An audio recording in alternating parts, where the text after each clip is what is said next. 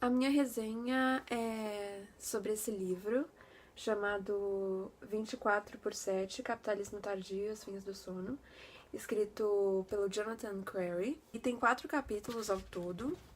Os capítulos não têm um certo nome, assim. É isso aqui, capítulo 1, e aí ele conta. E eu separei alguns pontos de cada capítulo que eu queria resenhar pra vocês, não sei se é assim que fala.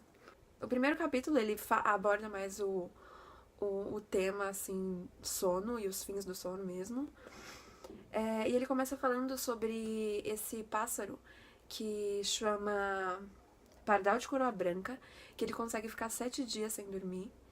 E com eficiência, ele migra, eu acho, do México pro Alasca. E ele consegue ficar sem dormir durante todo esse tempo. E o Departamento de Defesa dos Estados Unidos começou a estudar esse cérebro para ver se isso podia acontecer com humanos também. E eu acho que esse exemplo ele dá muito o tom do livro, porque aí ele começa a abordar o quanto nós estamos nos tornando máquinas. Também fala sobre essas umas pesquisas que tem a respeito de drogas contra o medo. Então, isso tudo está sendo estudado para ser aplicado num soldado. Então a gente já tem um soldado que consegue ficar sem dormir e ainda por cima não tem medo.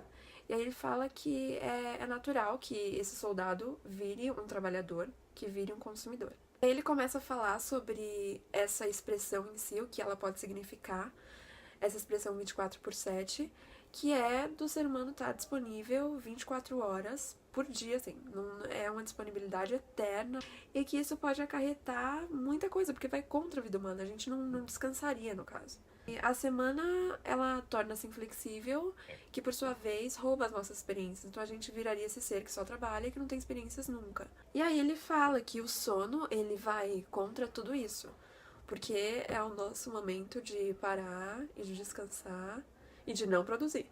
Então o capitalismo abomina o sono porque ele não é nada produtivo. E aí ele fala que essa vida comum ela vai se tornando um objeto da técnica, ou seja, ela é muito operacional. Ela vai fazendo, e é isso, essa virou a vida comum das pessoas. Ele começa a falar de Foucault, na verdade esse é um capítulo que tem muitos, assim, pensadores, muitos filósofos que vão atrelando, assim, perfeitamente essa ideia da vida cotidiana e de como o controle está inserido na nossa vida. Ele cita, acho que Bauman, Hannah Arendt. E aí, ele vai encaminhando o livro para o final. Ele começa falando do sonho, que na verdade ele era visto como intrínseco do ser humano e das comunidades, mas que com um pensamento mais racional, ele cai um pouco em descrédito. Ele fala uma coisa muito importante a respeito do regime 24/7. Ele fala dessa perda de democracia direta, porque não cabe paciência nesse regime. E eu não tenho a paciência de ouvir o outro. E eu achei muito importante esse finalzinho, porque ele constrói um livro bem pessimista, e não pessimista no sentido ruim.